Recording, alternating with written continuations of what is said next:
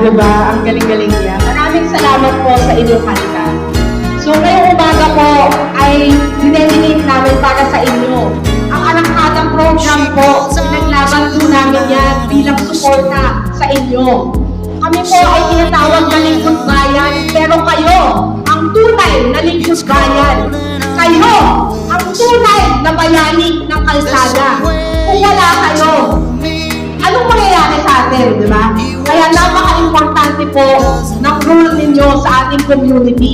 Hindi po namin kayo kinakalimutan. Nandito po kami lagi para kayo suportahan. Kaya ngayong umaga, gusto ko pong magpasalamat sa inyo.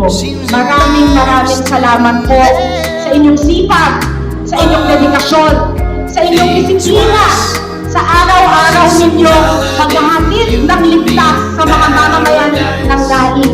Maraming salamat po sa inyong lahat. Alam kong kulang po itong suporta na to dahil napakahirap po ang inyong trabaho. Pero pinaglalaban din namin kayo.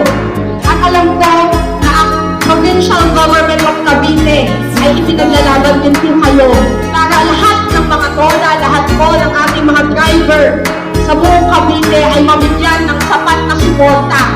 At kasi po sa Sangguniang Bayan ng Naik, ipinaglalaban din po ang inyong mga karapatan. Pinagtatrabahuhan po namin yan araw-araw, pinag-aaralan po namin para maayos po ang inyong mga problema.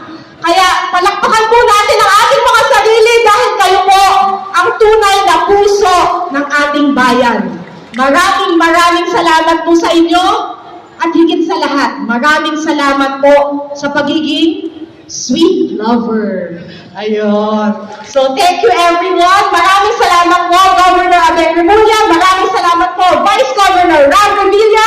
Maraming salamat po, Board Member Jasmine Maligaya. Sa ating mga kabataan na nakakuha din mula sa Provincial Government of Cavite ng 15 ambulance at 15 na buklo. Ayan po, pruweba ng aming suporta sa lahat po ng barangay ng Naik. Maraming salamat po and good morning!